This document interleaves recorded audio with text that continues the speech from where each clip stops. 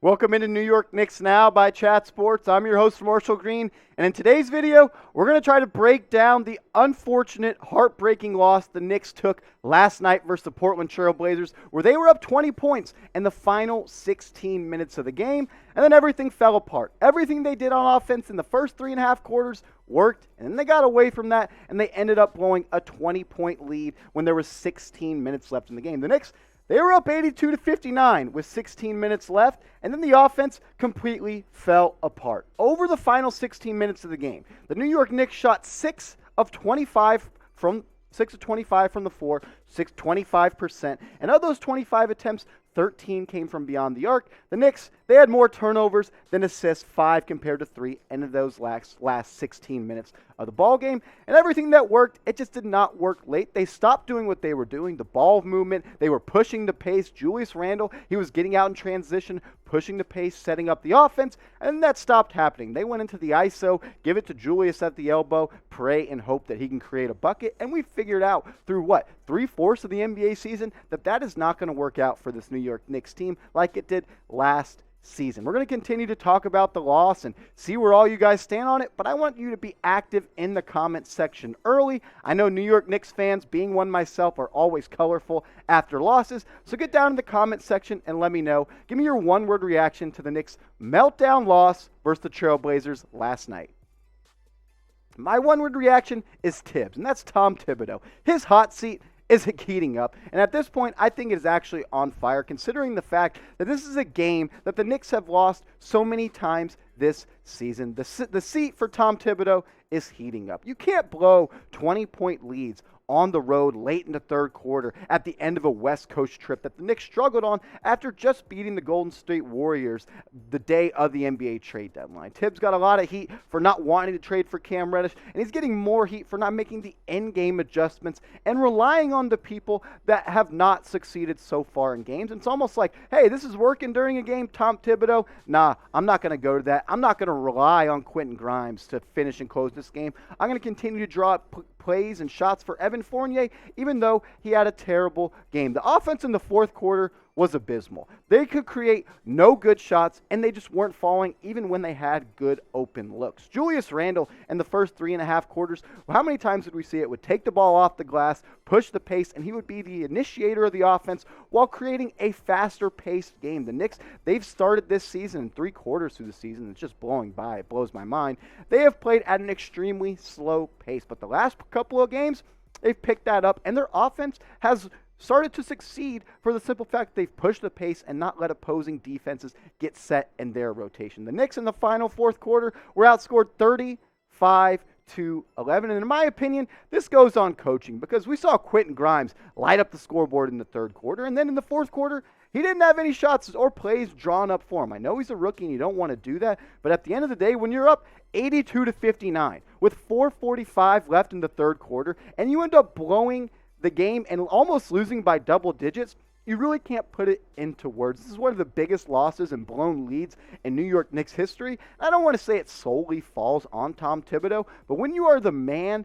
calling the plays and you're the head coach, you're going to shoulder most of that blame, considering the fact there were no in-game adjustments once the Blazers started to come back. Everything that worked for the Knicks through the first 3.5 quarters, they stopped doing it. They were pushing the pace. There was ball movement. There was movement outside of the ball through backdoor cuts and people coming off screens looking for jumpers. In the fourth quarter, the Knicks slowed down their pace. They went back to their old ways, and they tried to just throw the ball to Randle on the block, and you saw the Randle, the triple threat, and it didn't work. It did not work. It has not worked all season long. I mean, over the last 16 minutes of the game, the Knicks were outscored 51-19. That's not a typo, and it's hard to believe. 51-19 over the final 16 minutes, and that's just kind of what this Knicks season has been. It started off hot against the Boston Celtics on opening night. We went viral with the Bing Bong meme, and ever since then, it's just gone downhill. The lack of a point guard in those final 16 minutes really hurt. Kemba Walker, he had a great game from the field. He scored a lot of points, but he only had 2 assists, and this is a guy at this point who's a negative on defense and someone that really just has not gotten a full grasp of this Knicks offense and been able to create scoring opportunities for other players.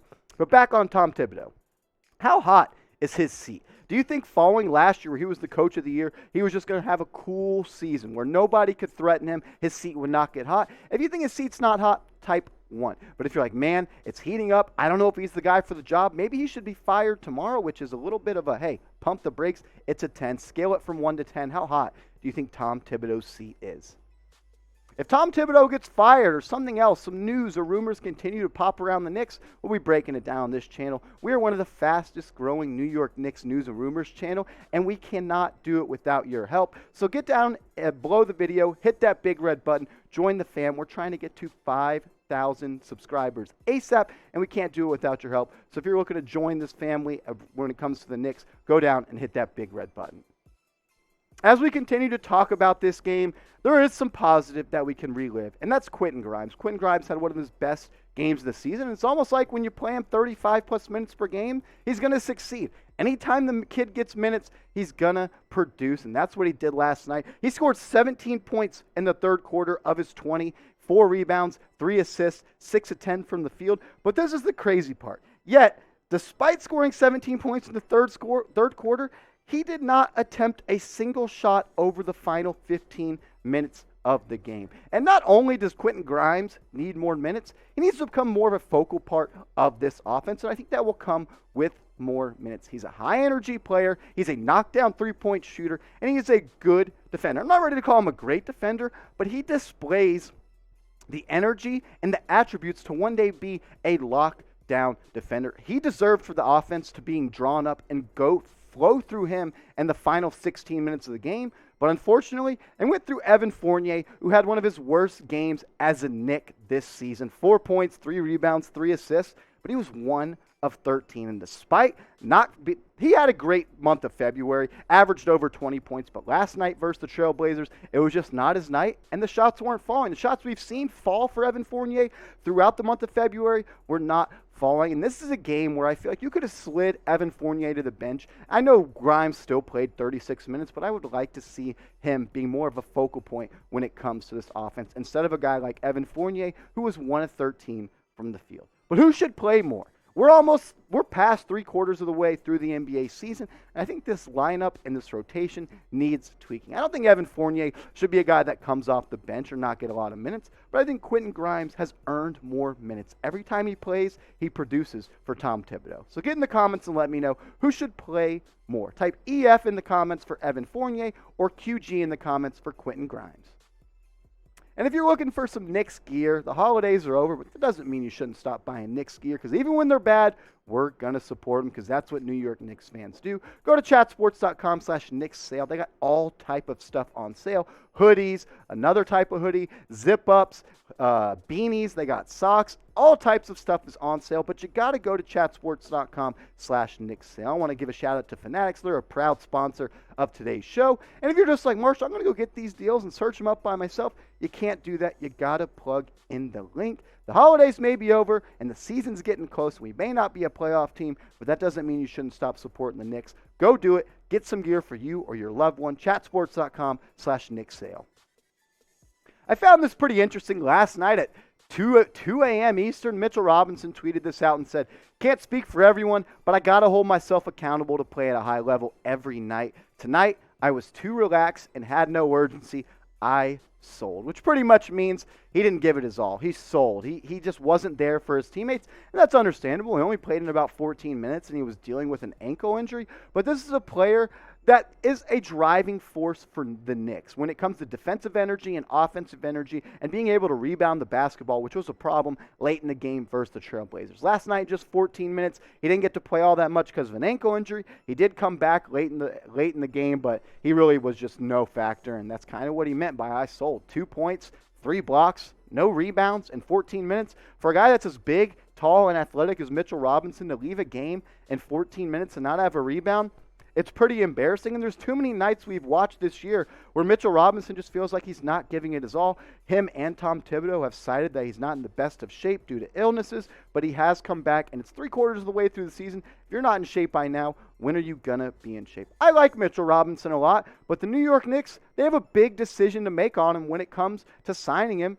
this upcoming summer. He's going to be an unrestricted free agent, and with the players like Clint Capella and other centers this past offseason, they got the bag. The Knicks are going to have to decide if they want to pay Mitchell Robinson that much. Steve Popper of the Daily News, he wrote this, and I 100% agree, and I want to take your thoughts on it. Before Robinson hits free agency in the offseason, the Knicks can offer him a 4-year deal that would start at approximately $12 million and total about $54 million. But Robinson could look at the contract such as the 5-year, $100 million deal that Jarrett Allen received from Cleveland last year, or the 2-year, $46 million extension Atlanta gave Clint Capella, and decide to hit the open market.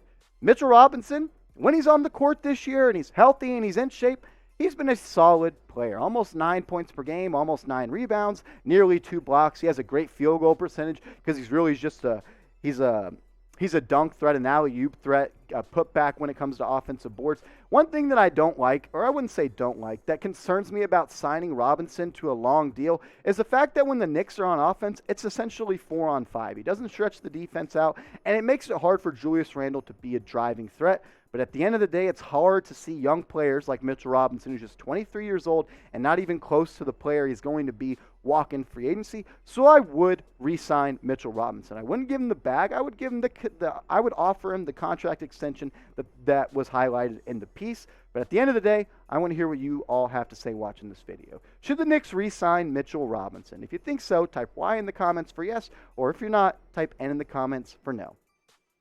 Hit me up on Twitter, guys. I'm trying to get to 1,000 followers, and I want more Knicks fans to follow me on Twitter. So hit me up at @MarshallGreen_. Send me a DM you came from this video, and I'll follow you back.